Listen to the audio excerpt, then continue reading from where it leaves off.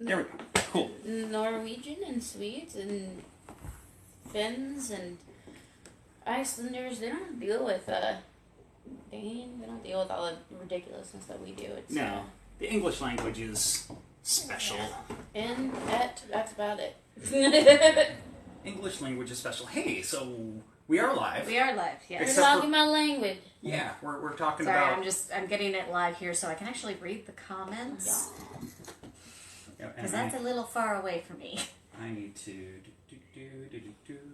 All right, here we go. Oh, Haunts of Richmond is live. Look at that. Woohoo. All right. Cool. Guess what? Your show will go live in 5 There's seconds. a kitty appearance, and he's still been eviscerated. 2, 1. Yeah, Vincent. Blog Talk Radio. All right, so now we are live with everybody. So, I'm here. Beth's here. Vincent's here. Nico's back there. He's about to jump up behind me. Nico's right here. Lulu's right here. Oh, no, there goes Lulu. Never mind. Hello. And off camera, we have Lee again with us tonight. Woo! I'm a spooky ghost.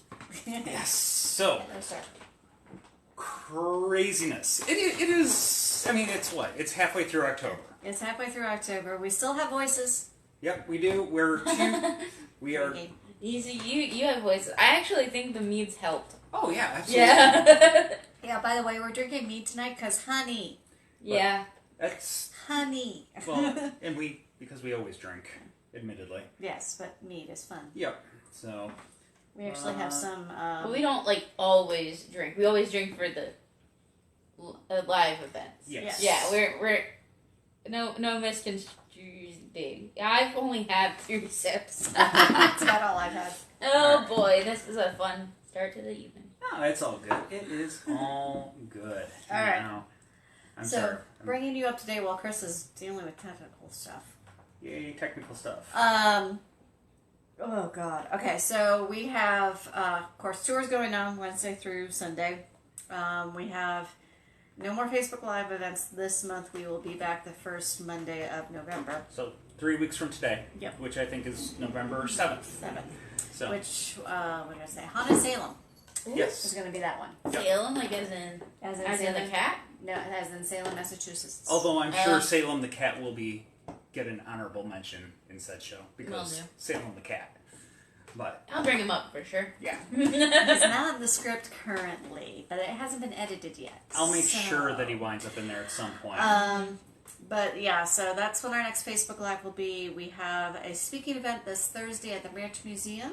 Yes, that is going to be a lot of fun. We're presenting Spirits Within Architecture and Objects. So, special presentation all about, basically structures and household items and all the types of hauntings that go with them or how the paranormal has maybe even influenced the initial architecture of the place. Yeah. So, that's going to be a lot of fun. Tickets for that are in sale at the Branch Museum's website, which...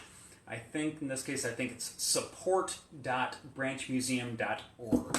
So you could go ahead and check that out. And I think there was supposed to be a virtual option too. I don't know that they got that far. Oh, okay. But anyways. It would have been cool if there was. Anyway. Yep. So we got that on Thursday. Then on Saturday. We have a Scares That Care benefit tour on Churchill at 9 o'clock. That's going to involve myself and Marcia.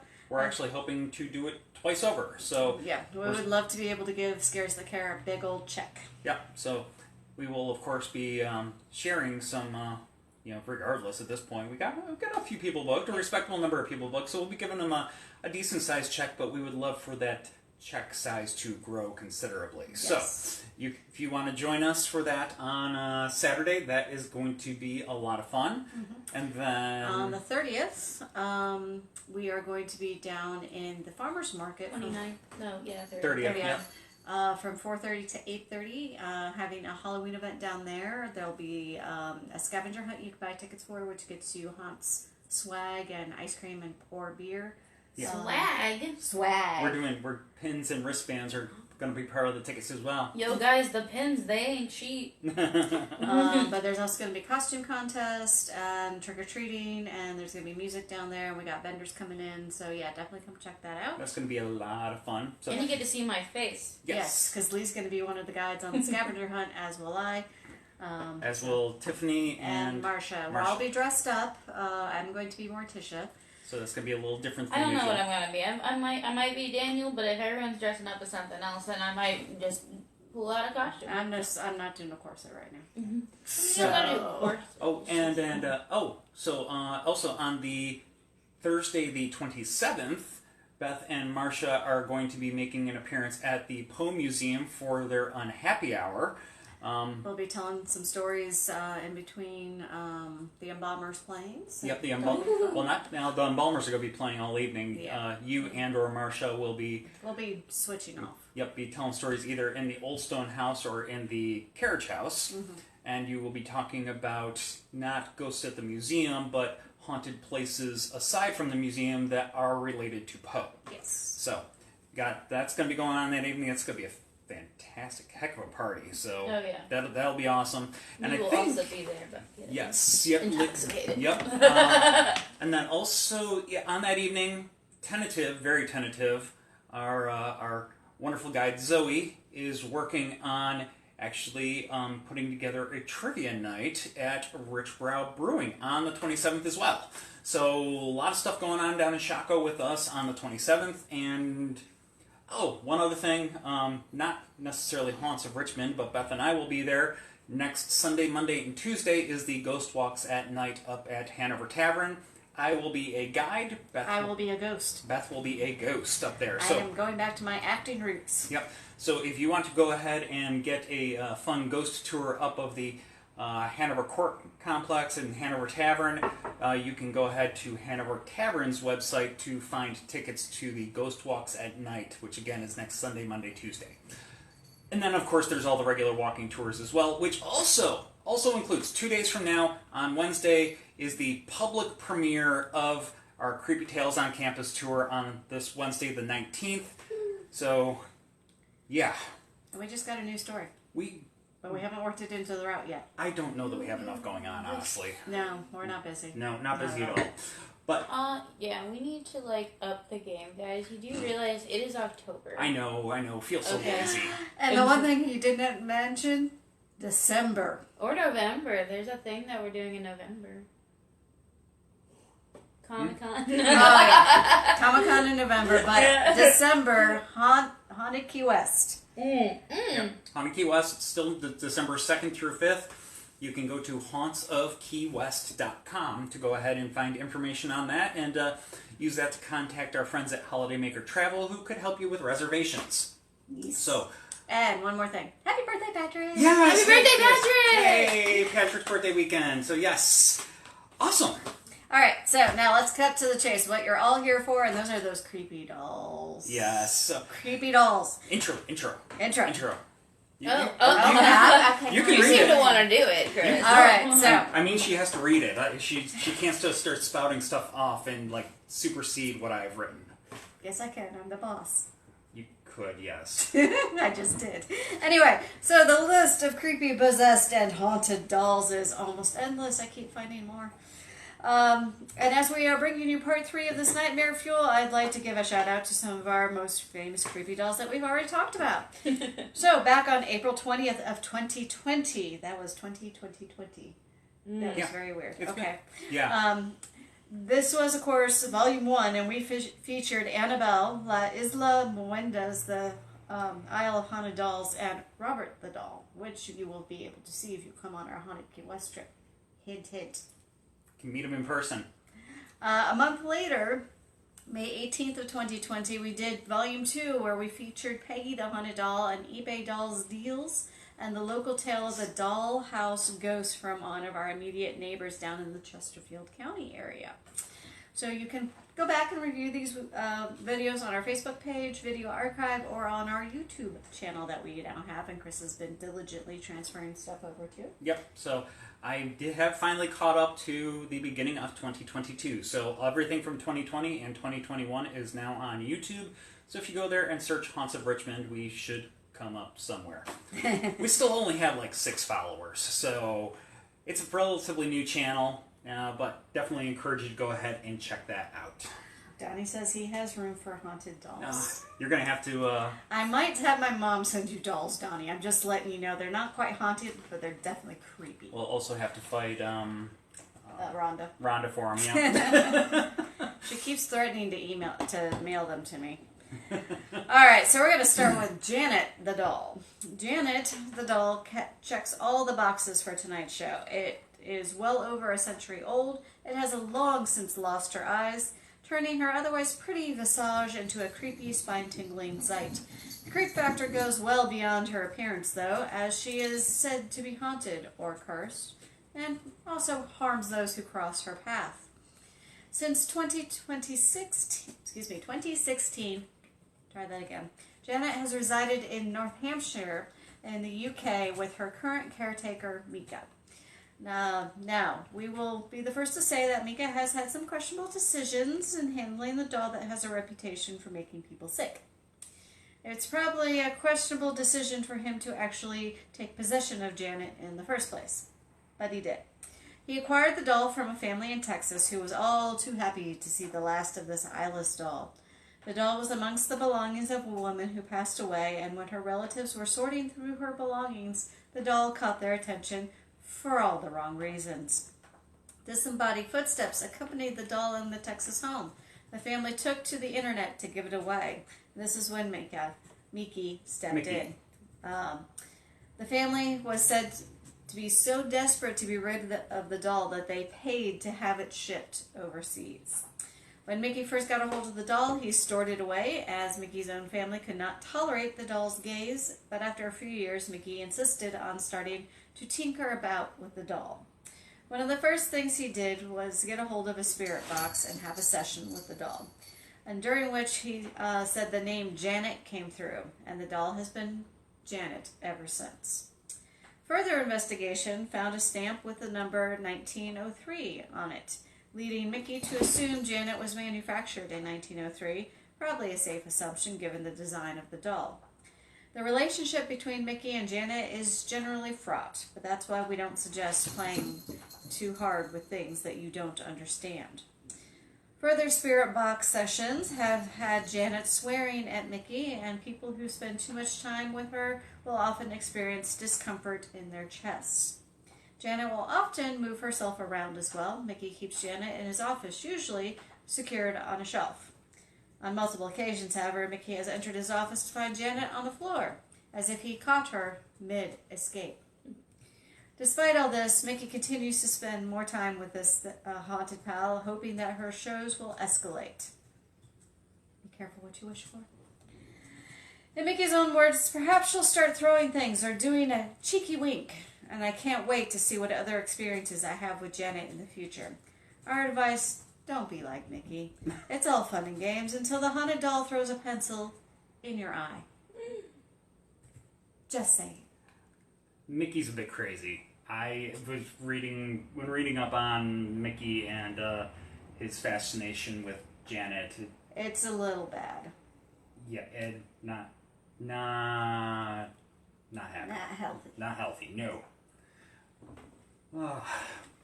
Let's see. Rick has his birthday coming up next weekend. He's going to join us on the Phantoms of Franklin tour on Sunday. Woohoo! So, yay! Brave soul, brave or foolish? No, definitely foolish. Yes. Yeah, definitely foolish. He's gonna like Phantoms of Franklin, I think. He's gonna like Phantoms of Franklin, I think. Phantoms of Franklin is a great tour. Yeah, it's definitely his vibes. Mm-hmm. Yeah. Now this next stop, this is actually going to take us to Singapore, and it's specifically to the island of Pulau Ubin. Now today this island is sparsely populated, but for decades the island was a site of bustling activity, particularly for its granite quarries. The island spent many years as a British colony, and there is a story that as the world descended into World War I, there were 2 coffee plantations on the island, owned and operated by German families. With hostilities flaming up between Britain and Germany, the local British forces moved in to seize the coffee plantations.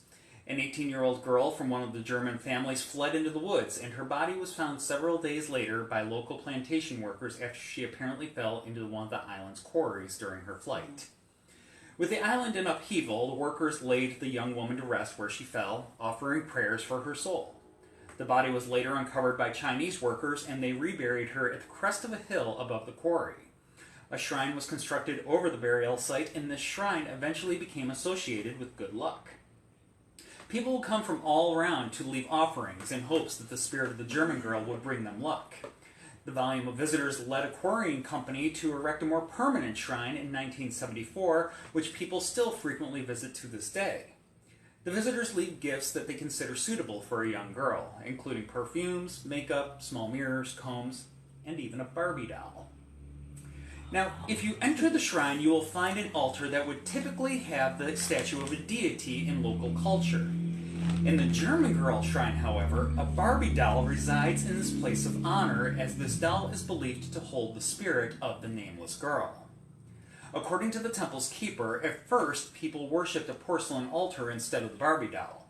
The porcelain altar is believed to contain a lock of the girl's blonde hair and a crucifix that is said to be the one the girl was wearing when she died. The Barbie doll was a later addition, after an immigrant from Singapore to Australia had the same dream on 3 consecutive nights. In the dream, a young European woman led him to a shop where she asked him to buy a specific Barbie doll and return it to the German girl shrine in his homeland. Awaking from the dream, he decided to follow the instructions of the girl out of curiosity. He was quite taken aback when he not only found the exact shop that he had dreamt of, but the exact Barbie doll as well. He followed through with the request, purchasing the doll and returning with it to Pulau, Ubin. Here, the Barbie has resided since 2007, a subject of worship and wishes, the earthly embodiment of a young girl's spirit who lost her life over a century ago. And this isn't like your typical Barbie doll. This isn't like the Barbie doll that you're going to see kids put in the Corvette and putting in the toy Corvette and driving it around, stuff like that. This Barbie doll's kind of been really done up in traditional ceremonial clothes. So it's definitely a Barbie doll, but it's definitely dressed up to be something much more ceremonial than your average toy. Kind of very interesting. What year was it bought? Like you said, it was put there in 2007. Yep. So I don't know what year it was bought exactly. I'm assuming it was shortly before 2007. I wonder if it's like one of those special editions, like that. They did like international Barbies for a bit. It may be. It may very well be. Mm-hmm. Yeah, Patrick mentioned, I think I heard of this one before. We did a similar story before with another doll whose hair just kept growing. That one was in Japan. Yeah, that one's in Japan. It was a girl who died, and the spirit of her went into the doll. Yep. It's so creepy. Yep. Yeah. So the doll with the growing hair. Japan had a couple of really, really creepy doll stories. Oh yeah. Yeah, so they did. There was that one. Because there was the village. Period. There was the entire village. One guy had basically... When somebody moved away, he made a doll of them. Yeah, to help keep the village populated. Yeah. Yeah, that was definitely... If only. Alright, so we're going to talk about Emilia. She's a haunted Italian doll. So, hopping over to Italy, we're going to take a shallow dive into the politics of late 19th century Italy and, of course, our doll. Bear with us, please. Here we go. King Umberto I ascended the throne in 1878. A divisive figure during his tenure, he was deeply loathed in left-wing circles because of his hard-line conservatism. And this boiled over in 1900 when one of his detractors gifted Umberto with 4 bullets. He was assassinated. Yep. So he had the dubious distinction of being the only king of Italy to fall to an assassin. During his life, however, he was generous to those whom he liked. This included gifting a doll to Marie Bellina, the daughter of one of his closest friends and advisors. Marie loved the doll so much that she would eventually give the doll's name to her own flesh and blood daughter, Emilia. The doll survived World War I and World War II, losing both her arms and scalp in the Second War to a bomb on a train in Udine, Italy. Because she was a prize gift to Maria Bellina from the king, Emilia was to be rescued from the rubble at all cost, and costly it was. The woman who wrested Emilia from the rubble was killed in another explosion while trying to flee with the doll. Since that day, it's said that the woman's spirit has resided within the doll for which she gave her life. Emilia, the haunted doll, is said to open her eyes and close her eyes on her own volition, and her sound box is still heard sometimes in the middle of the darkness, crying at night for her mama, even though Emilia's voice box has been long since stopped with its working. The doll's mangled remains are still believed to reside with Marie's descendants, a treasured gift that may still be part of the home of a woman's once mortal spirit.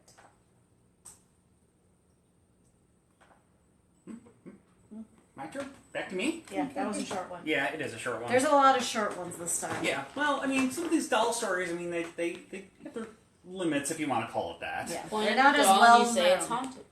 Yeah. So that's a story. It's not as well known, so we were looking for the ones that had some interesting stories to go with them. Yeah, there's plenty of people that, like, oh yeah, we have a haunted doll. Like, what's special about it? Well, It's haunted. It's haunted, yeah, exactly. so yeah.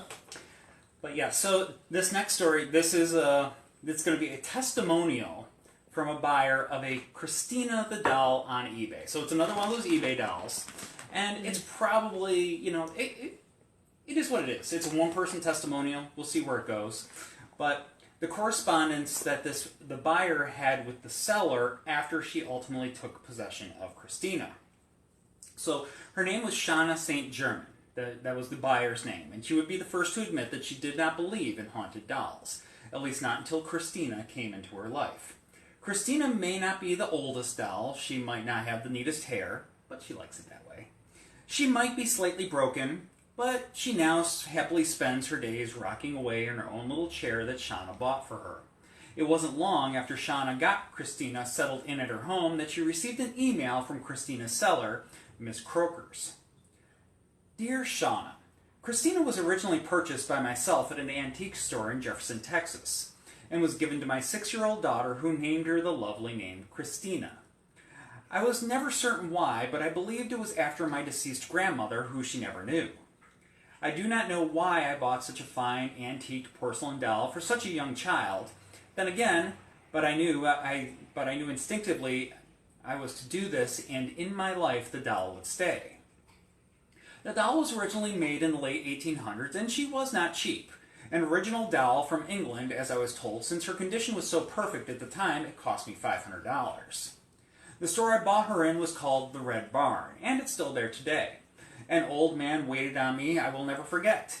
He was very nice as he shuffled around, pointing at the doll with his nice silver-headed cane. He told me to notice that this doll was looking at me and wanted to go home with me. I said, "Oh, really?" I told him she was nice, but I had a small child that would destroy her. He then looked me in the eye and said, "Lady, that doll is telling me it wants to live with you, and will love your daughter until the day she dies, and she will be no trouble at all."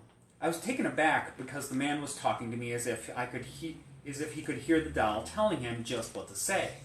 So I bought her and did not quibble about the price because I knew the doll was worth much more. My daughter, Jasmine Elizabeth Croker, was only 6 at the time. Everyone told me asked me why would I give my child such an expensive present. I said it's not the price, it's the fact that the happy memories it will give me and her. And of course, Jasmine Elizabeth Croker fell in love with her at first sight. Christina lived with Jasmine day and night, and I do mean lived.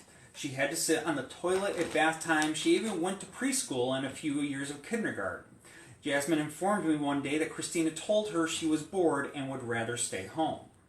When Christina's right leg was broken accidentally by her best friend, Connie Kay, Jasmine cried real tears all day for the terrible tragedy. It was just so devastating. And she flung herself about as I bandaged the nub that was left.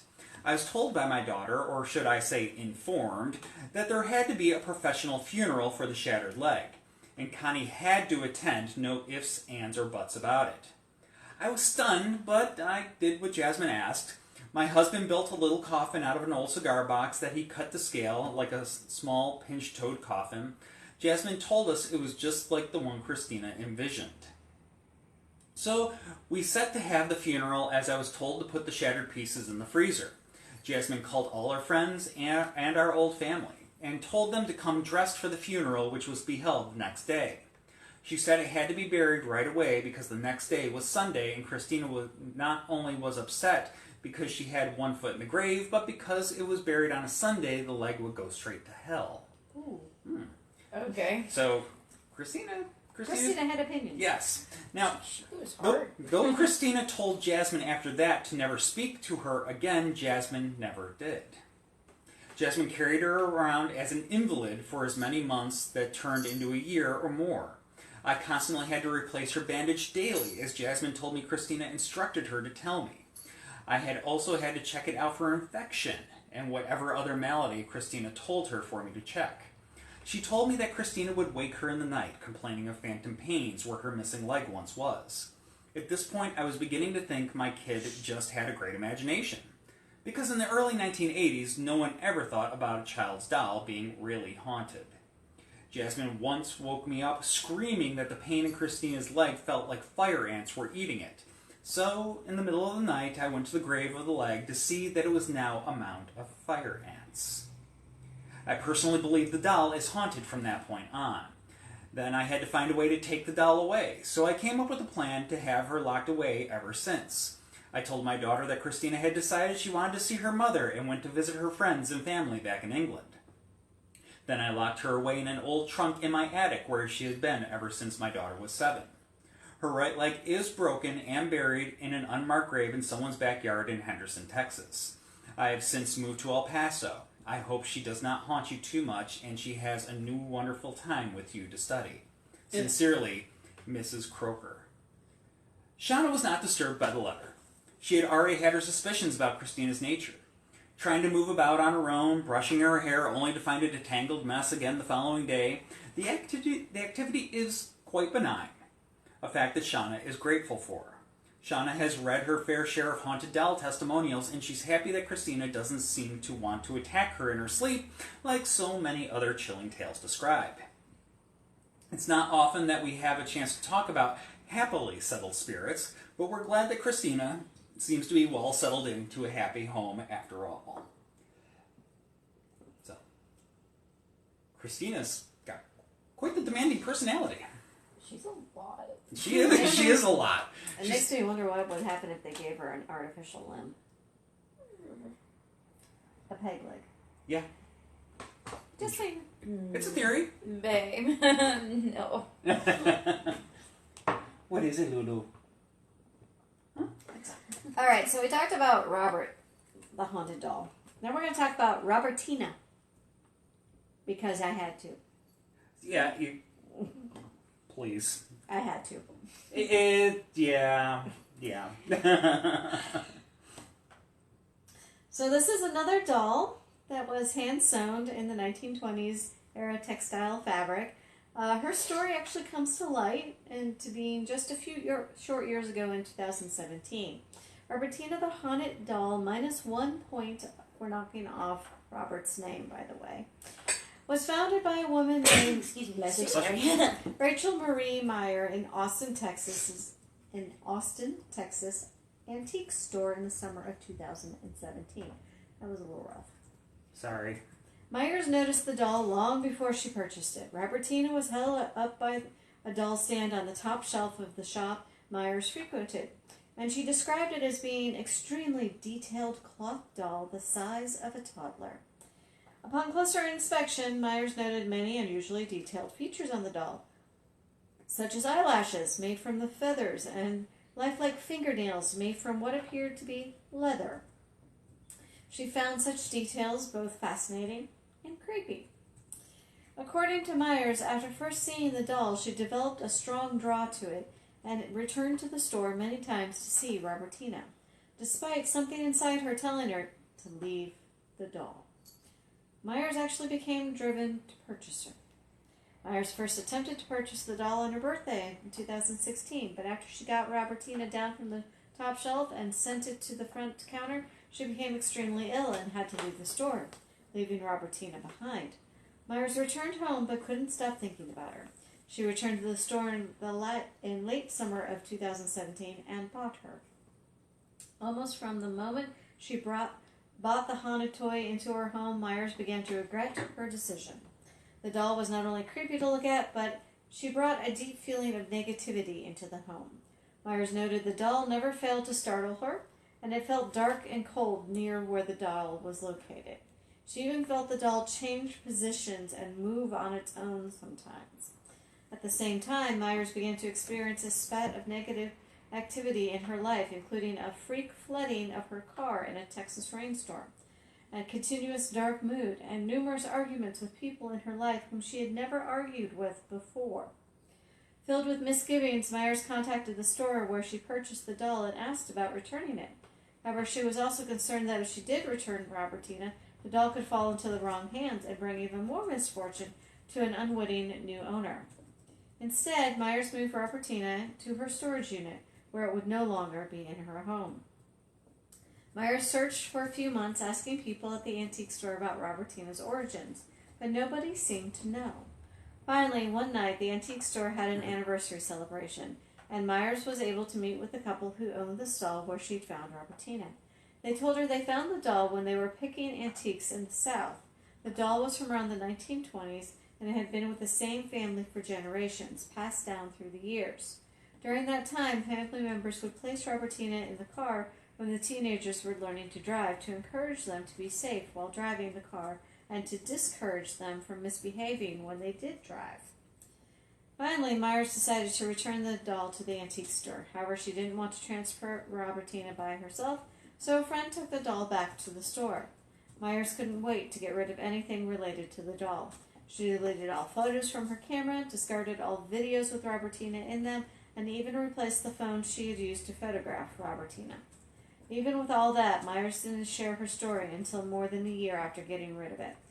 She eventually shared the experience on YouTube, and another couple, tempting fate, came by to the shop to purchase Robertina. Using the power of the internet, Robertina was more recently located in the Museum of Fear and Wonder in Alberta, Canada, where she spends her days creeping out those who are brave enough to go visit her.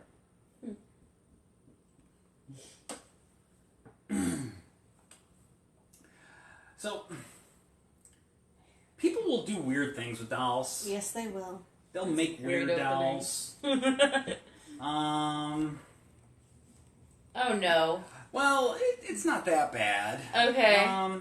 They added horns. It's a life-size red devil baby doll. That's not where my brain was going. So Oh, let's just say this one's bad enough to look at. It's not. It's not cute.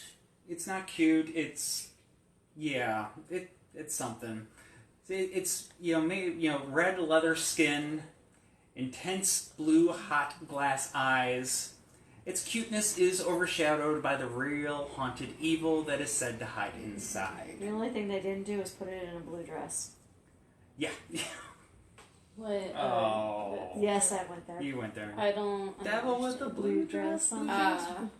Yeah. Yeah, I went there. Because I could. Because you could. Anyways, now, given to a California paranormal investigator named Mike Perez, this doll, Mike was to try and figure out what might reside inside this doll. And this doll is by no means a child's plaything.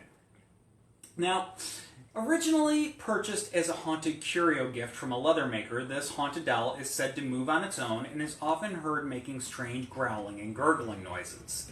This even though the doll has no noisemaker or voice box whatsoever. It growls. Now, Mike managed to track down the leather maker, an artist named Raphael, who told Mike that the doll was made for a close friend that had died. His friend had told Raphael stories about the devil baby of Hull House and the devil baby of Bourbon Street, stories that we might dig up for another later show. Honestly, I'm not familiar with them, but apparently there's these devil babies stories out there, so might be something to dig up for future reference. But anyways, Raphael's friend was inspired by these devil babies, and Raphael wanted to go ahead and create this devil baby doll for his friend. Now, before the doll could be completed, the friend passed away and never got to see it. Raphael knew how much his friend wanted it and could not wait for its completion, so he decided to give it to him at his funeral. Now, Raphael's intention was to place the doll into the coffin to be cremated with his friend, but his friend's family objected.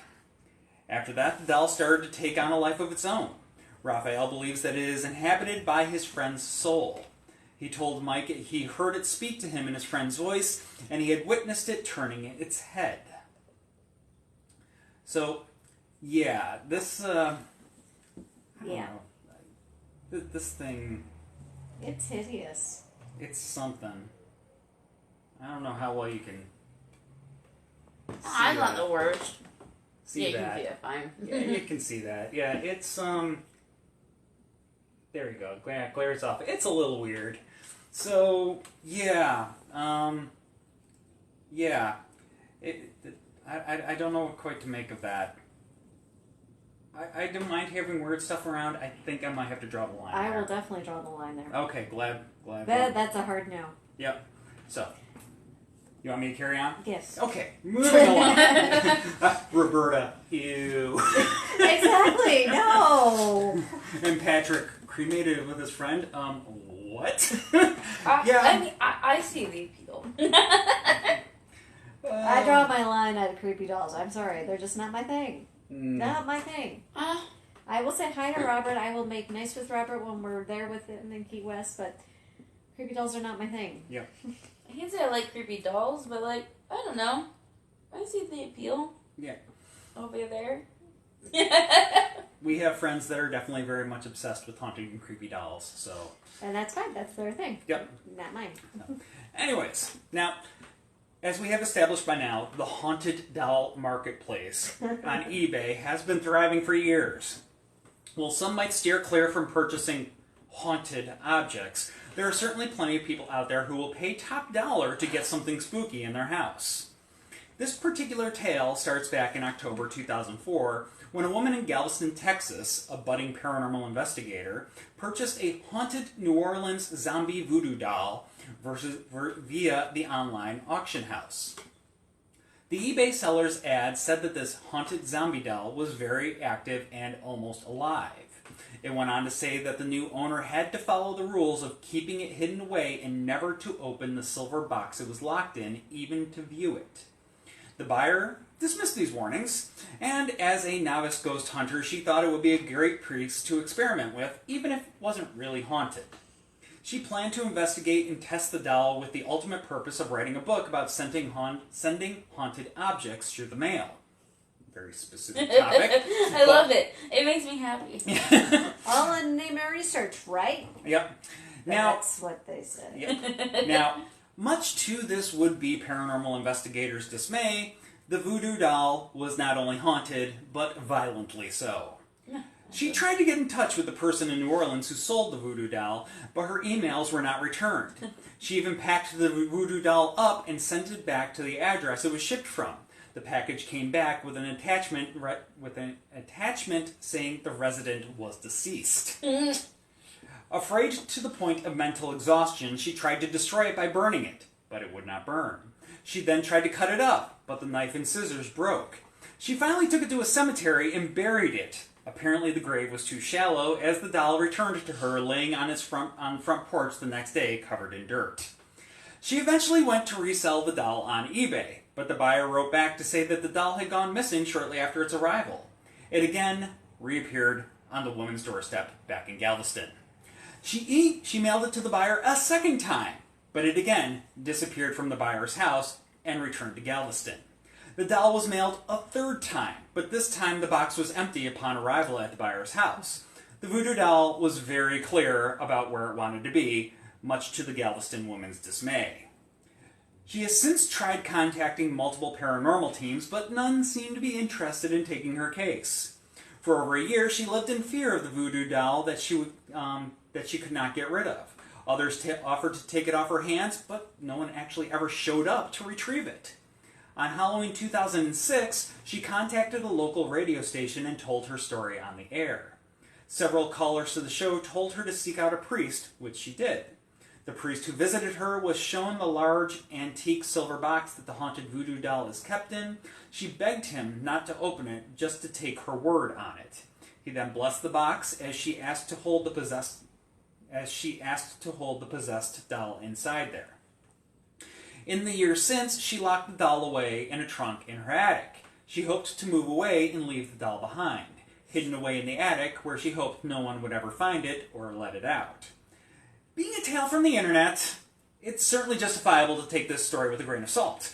But if it's even slightly true, it would definitely be right up there with the most classic buyer beware stories. Oh, yeah. And there actually is a picture of this thing, too, which is... Just so, if you guys don't ever want to buy this. If you recently ate, maybe just turn your head away for a moment. It's rather hideous. It's kind of ugly. It looks like it's made out of bacon. It looks like it's made out of bacon, and yeah, it's... Looks like Chocolate's money. Yeah, it's kind of creepy. Well, haunted creepy dolls, I guess. Yeah, fits right in there. I'd say. So, anyways, all yours. I'm going to move that picture up in a minute. What? Keep closing my handle. Sorry. Habit. Alright, so Ruby, the haunted doll, a sad artifact that proves not all haunted objects are evil. When most people think about the paranormal, there's a good chance that the first place their minds go will to the dark and scary. Dun, dun, dun.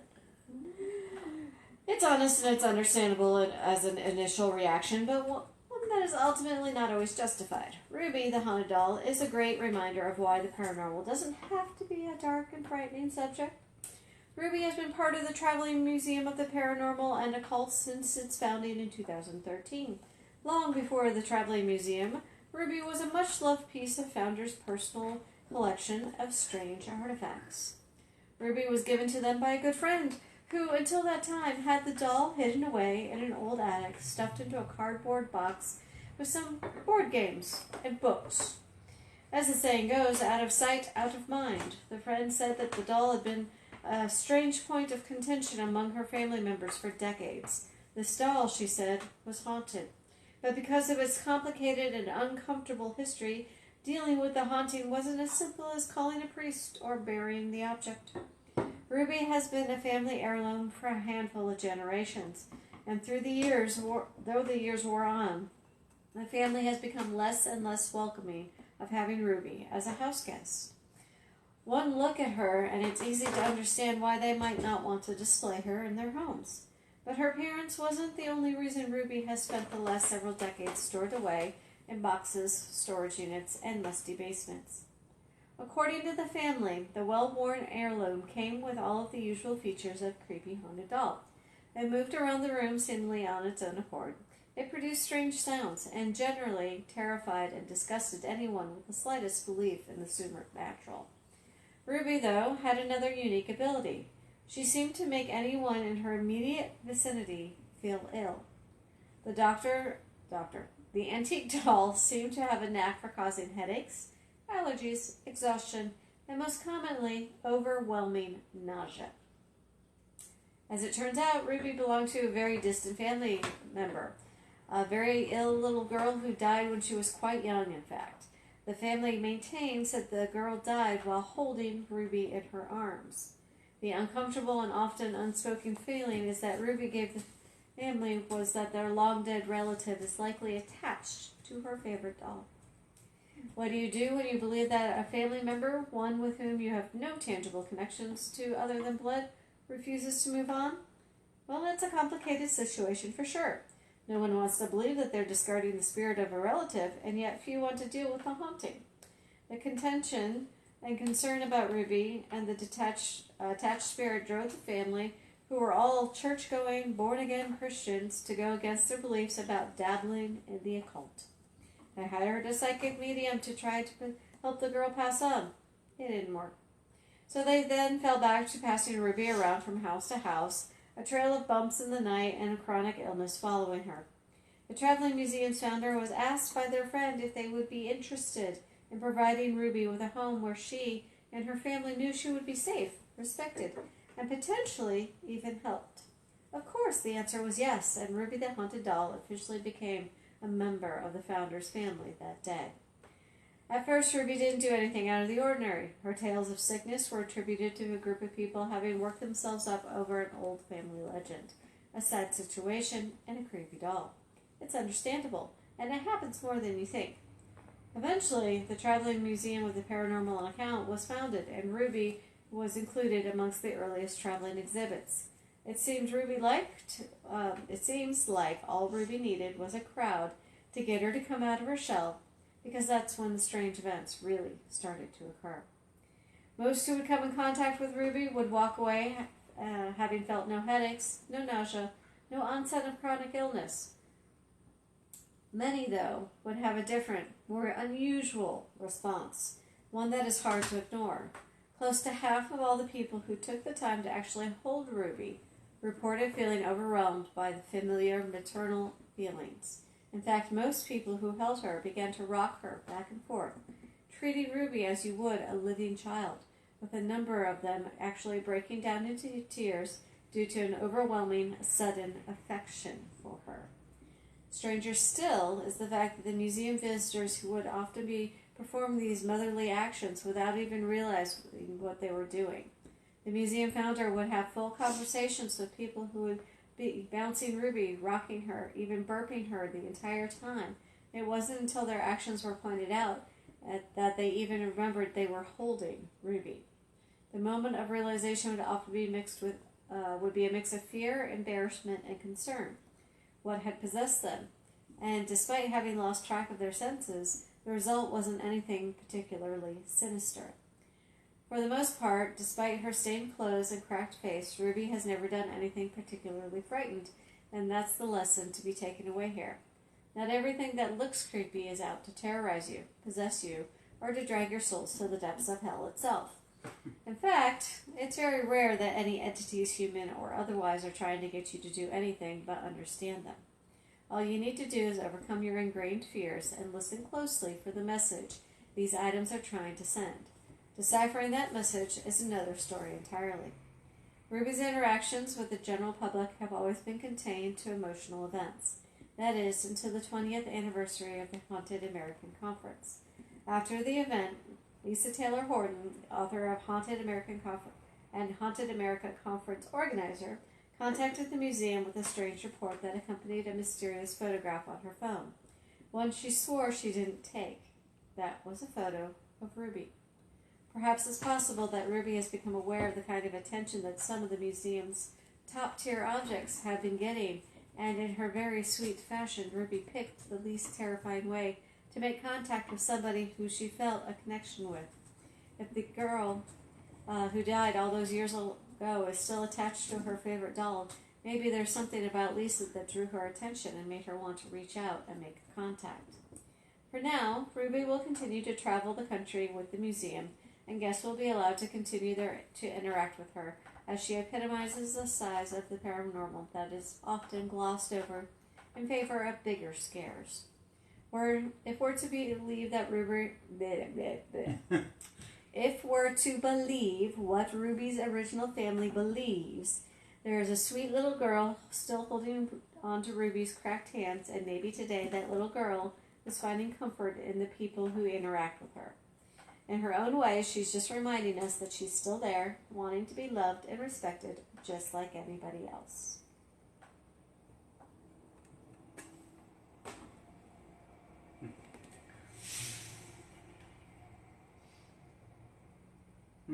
Yeah, it's a good point, Patrick. That one thing he's always loved about ghost stories, as opposed to like the true crime stuff, is that sometimes the spirits are there to teach you a lesson. Yep. And encourage you, moving you in the right direction or something like that.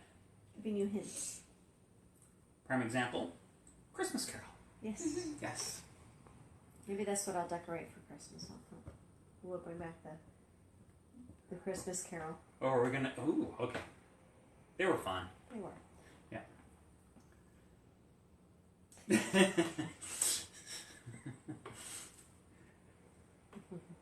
I'm having a little bit of fun.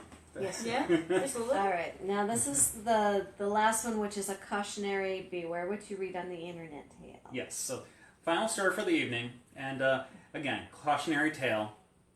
It's one of those stories that took a seed of truth and grew a bizarre web of twisted facts and outright falsehoods. So take this for what it's worth. A complete work of fiction. For generations, ventriloquists the world over have been making people smile as they perform with their puppets. Giving the illusion of life to these inanimate objects, even for a short while, can be a magical and entertaining experience, even as many of the puppets may carry exaggerated, unrealistic, and sometimes downright creepy expressions. Charlie McCarthy was recognized for being a successful ventriloquist in the 20th century. During his performances, he brought to life his rather peculiar puppet, Edgar, to the delight of many. However, a time would come that delight would shift to grim horror. McCarthy would introduce Edgar to the public in 1920. Edgar, the ventriloquist puppet, featured quite a few different characteristics from other puppets of the era. First, Edgar represented an 8-year-old boy, whereas most puppets were intended to represent more adult figures. Edgar's complexion was plump, and his facial features were very expressive and somewhat chilling. And even though his eyes were made of wood, they would still reflect expressions of sadness or darkness. Still, what made McCarthy's reputation grow was the ability to make his voice become Edgar's without any change in his own facial expression. Edgar's voice was so different and unique that even the greatest of critics couldn't help but to be impressed. Or terrified. Despite McCarthy's talents, or perhaps because of them, there were some who started rumors of McCarthy being a warlock. They believed that McCarthy must be using some otherworldly power to make Edgar speak. This rumor spread so fast that people began banning children from attending McCarthy's performances. The rumor started to spread like wildfire when it was found out that McCarthy had a strange fascination with the puppet. He used to take care of Edgar as if it were his own son. The public, and even the show hands, were not allowed close to Edgar. McCarthy was the only one ever allowed to handle Edgar in any way. McCarthy's career ended in dramatic fashion. One night while on tour, McCarthy returned to his dressing room after a show and locked himself in there for hours. After cleaning up, the theater workers realized that McCarthy was still inside. After knocking at the door for several minutes, they decided to contact the authorities, who forced the dressing room door open upon their arrival. The scene before them was shocking and grim. McCarthy was lying on the ground, lifeless, his neck destroyed and soaked in blood. The first thought was that someone had come to steal Edgar, but when they found Edgar's box and opened it, the puppet was still there, with a chilling gaze that even left the officers on edge. Still, as part of their investigation, they needed to analyze Edgar for any possible clues. The horror at finding McCarthy's mutilated throat was only amplified when they realized that Edgar wasn't a puppet at all. Edgar was actually formed from the body of a child. Edgar had fingerprints, and his real face was covered to hide his paleness. No one knew who the child was or how their body came to be in the possession of McCarthy. It was a mystery that McCarthy took to his grave. Now, if the names in the story sound familiar, that's because the writer of this fiction used real names from the not-so-distant past. Charlie McCarthy was never a real person, but Edgar Bergen was. Edgar was an actor and comedian with a proficiency in ventriloquism. Edgar commissioned for his ventriloquist puppet, Charlie McCarthy, to be carved from wood, not human flesh, and the two would go on to have a glowing career for several decades. They made many appearances on radio and television, headlining their own shows for stretches in the 1940s and 1950s. Their last appearance together was in 1979 in The Muppet Movie, which actually premiered about 8 months after Edgar Bergen's death due to kidney disease. For his part, Charlie McCarthy now resides in the Smithsonian as a classic piece of Americana. Is it currently on display? I don't know if Charlie is currently on display. That is a good question. Because they were redoing that museum. The Americana Museum was closed, I think, for several years. Yeah, while they were redoing it. I think they gutted the place, but hell, that's been, what, a decade ago now? Yeah, we still need to go to. We haven't been up to actually go to, like, the Smithsonian in a long time. Yeah, we need to do that this winter. So I'm going to be up in DC for a concert on the 10th. Nice. And on the 9th, the Smithsonian is putting out the signpost from MASH. Oh, that's It's right. part of their TV collection. Just the signpost, despite the fact they had the entire collection of MASH in the basement, but whatever. Yeah, but yeah, that I don't know exactly where that story originated. It probably some Reddit. Yeah, Reddit, some creepypasta or something like that. I don't know, but yeah, it's. I think I found it on Alien something or other. Even though it's a complete work of fiction, it's been reposted everywhere. So yeah, but kind of an interesting story in and of its own right. And we do like to be able to throw in those works of fiction, those cautionary tales every once in a while, because it does serve a valuable lesson. It does. You can't take everything at face value. You do your research. Do your research, and anybody who says that they have definitive, without a doubt, proof of paranormal, no. We're still working on that. That's a work in progress. So yeah, no, doesn't exist. There's a lot of very fascinating, compelling evidence out there today, and we love to talk about it. But yeah, to say without a shadow of a doubt that a particular haunting is being, a particular spirit is haunting a particular place for a particular reason is a little bit of a stretch. Something that we haven't quite gotten there yet. But in the meantime, we're working on it. Because, always working on it. There's always more people doing research. We got our friends in the paranormal community, and in this case, particularly our friends with the Center for Paranormal Research and Investigation. Yep. They use very scientific methods and basically remove themselves from the investigations as well. They set up all kinds of equipment and do all kinds of analyzing and stuff like that. Very, very kind of, very high-tech type stuff. So got that going on. Which, does remind me, another event that's going on this weekend that is not us, but it is our very good friends at the John Marshall House. They are on Friday and Saturday evening having their own ghost walks. I think their tours will be about a half an hour, and CPRI will be there to talk about the things that they have actually recorded while they've done their investigations. Yep. Is that the group I investigated with, or is that a different group? It's part of it. They're about Hanover. I don't know. No, the one you went down to Norfolk? Yeah. That was a different group. Okay, well, they all have the letter C in it and P. Yeah. I don't think the one I did, but who knows? I'm blanking on it, but I think it's Taz. No, that's a podcast. Yeah. In any case, yes, they are also reputable members of the paranormal investigation. I like them. Yeah, they're nice people. Yeah. So, anyways, but yes, so much going on. It is prime spooky season. If you want to reach out and ask about any kind of spooky stuff that's going on, please do. Please feel free to do so. Love to hear from you, and you can always go ahead. You can keep up with us on Facebook. Keep up with, we got all kinds of stuff posted on our website for our tours and links to the special events that are going on.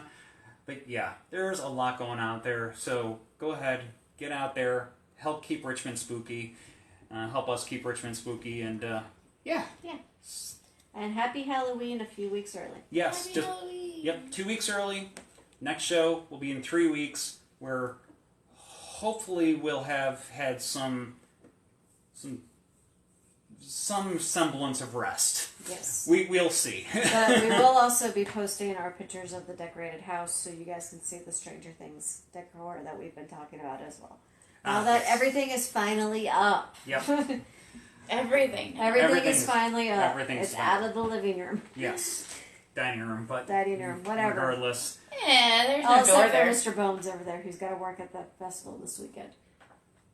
There's a festival this weekend? Oh yeah, shoot, jeez. We have not talked about this. Well, not festival, market. I'm going to be down at the Flower Cheetah boutique in Chester on Sunday for their monthly oddities market.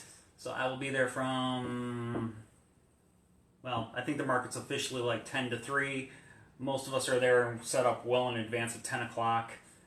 So, yeah, if you want to come on down, you can snag yourself some Haunts of Richmond jewelry and gear and fun stuff. Yep, and find out about what we got going on, and I'm just happy to talk spooky stuff with y'all as well. So, yeah, you can come on down and see me there. Yep. Because well, I'll be decorating up at Hanover Tower for the Ghost Walk, so he's down at the market. So we're conquering and dividing this time. Dividing and conquering. Dividing and conquering. Happy Halloween from San Antonio. Woohoo! Yo. Thank you, Marshall. San Antonio is far away. Yeah. Oh, and came in late. Yes, came in a little late. No problem, That's though. okay. You can still catch it once it's over. Replay. Yep, catch it on replay. Eventually, I will have this one as well as everything else On uploaded to YouTube. So, if you want, you can go back and you can see all the videos going back to March of 2020 when we started doing this. Do you want to tell them about your TikTok? There's a Haunts of Richmond TikTok that was set up over a year ago, and it has precisely 2 TikTok videos. It's fabulous. We're gonna work on that in the low season. Work in progress. I have no idea. Chris and I have to learn these things still. I got you. And Yeah, I know. Leah's gonna teach us. Yeah, Leah's gonna teach us. So She's gonna school us on the I TikTok. am TikTok famous. I'm- Well, my cat is, but like, we're gonna be those old people that come in and rule the platform, and then all the young people will have to go elsewhere, just like they did with Facebook and whatnot. every time you start a video, just like squint. Yeah. And like do the You do think the that's mom funny? look. I have to now. I need bifocals. Oh. I need bifocals. Mama, well, okay, at least you're accepting it. Mama would double up reading glasses. And she did this for over a decade. She's not on, right? But thank goodness she's got prescriptions now.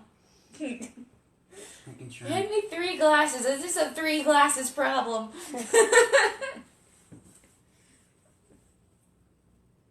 Oh boy. Interesting. Sorry?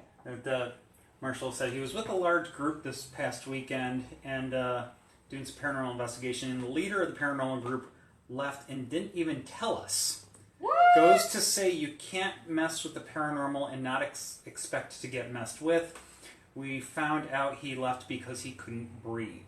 Oh. Yeah, bad juju.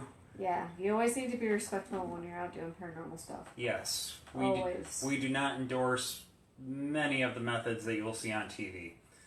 Ghost Adventures. Yeah. You said it, not me. But, Mm-hmm. anyways, yeah, so let me see. Zach Bacon shouldn't be watching ghosts. Let me know when Nico and Lulu have a TikTok. They have an Instagram. They do have an Instagram. All 4 of them have an Instagram. Fuzzy Murder Muffins. Yes, and Una was the subject of the post today. Because Una was in a mood. Una was in a plant murdering mood. Yeah. As Una does. But I do have the sleepy one right here. Vincent is He's well. such a sleepy baby. snuggly. Yeah. He made my leg go numb. Such a good boy, He even is though good. he hits his brother. Yeah. He doesn't hate his brother. He just has to. No, he hits his brother. Oh Hits his yes, brother. he hits his brother. He has hits his to show brother a dominance. Have to assert dominance. Well, his brother gives it back to him in spades, so. Oh, I woke you up. You know, when did you get down here, though? Oh, apparently. Patrick, your comment was hidden automatically. Apparently, putting the word murder in a comment will get it hidden automatically. Oh dear. I have unhidden it. Now everybody can see it. But yes. Yeah, we're gonna have to start talking in code, like Yeah. TikTok folks. Yeah, So I'm gonna have to teach you TikTok code, guys. It's a language. I know, actually. Even though I don't have that many, I have watched a fair number of TikTok Okay. videos, and I have figured out that there is a language because there are certain words that you don't say. It's a language of emojis and misspelled words. Yes. Yep. But yes. So, their names, if you have not met them yet, this is Vincent. He has a brother, also black cat, slightly larger, who is Nico, who is nowhere to be seen at the moment. He was the one walking behind Nico's me got a the big first butt. day. Yeah, he does have a big butt. We love him. Yuna is no idea. Yuna's somewhere Yuna's else. our gray with the tail, and then we have Lulu, who's our gray without a tail. She's an ace. Yeah, Lulu Lulu's- looks like a doll. Yeah. No. Yes, you do. You're adorable. Lulu's our wise one. Yep, she's a wise one. She's right here, and I'm not going to pick her up and show her to you because she hates to be picked up. She's So- literally sitting there like... She will cuddle. I no, dare you. yes. She's like, no Full touch. on, she is staring Chris in the eye right now, daring him. She does love coming up for cuddles and getting pets, but picking her up is a no-no. And if you may have noticed a pattern with the names, all of our cats are named after Final Fantasy characters, except for Nico. Is Vincent a Final Fantasy character? Yeah, he's a vampire. I legitimately From thought 7. he was... From 7. Guys, I didn't play that, we talked. Vincent Valentine. I don't know. I've never played Final Fantasy, bro. But I yeah, played the Crystal Chronicles, that's it. so Nico was not originally a planned keep, and then we found out he was bonded with Vincent, so... Nico was named after a Percy Jackson character, because that's what we name our fosters after. Yep. So, but not that we haven't had a foster in a little while because now we have a full house. But one day I'm sure that we will get back to it because we do love to be we love to be able to To foster again. We foster. still support them, we buy them toys. Yep. Lots and lots of toys. Yep. Financial and material support. So we do give to fosters in the community. Our primary one is Cat's Cradle of Greater Richmond, but we have made donations to other fosters throughout the area as well because we like to do that. So, but yeah. Yeah. Yep. I think that just about covers it. So with that, we will see you on November 7th for Haunted Salem. Yes, November 7th, Haunted Salem. We And will then, hopefully have voices. hopefully, yeah. Yes. Yep. It's going to be even a busy week, though, after Thanksgiving. Oh. Or not Thanksgiving. After Halloween. We're not there yet. Oh. Target makes you think that we're there, I know. I know. Oh god, I walked in and they had the Christmas decorations up. Like the first thing I saw Ooh. were pastel reindeer. Oh my god. What? No, never mind. No, we're not going to get into that That's now. a nightmare. That's a nightmare. That Nightmare Before Christmas. That's the Thank God I haven't seen any of that this year. That's the only Christmas that's acceptable to talk about right now. Guys, Nightmare not Before even. Christmas. I worked at Hot Topic. I am good with Nightmare Before Christmas for the rest of my life, I think. So I will send the Sally and Jack and 0 over to you. That's fair. It's just there's so much. There's so much. That's okay. And was it 2 weeks after that we're actually sticking around in the Northeast? We're going to do another state? We're gonna do Haunted New Hampshire. Haunted New Hampshire.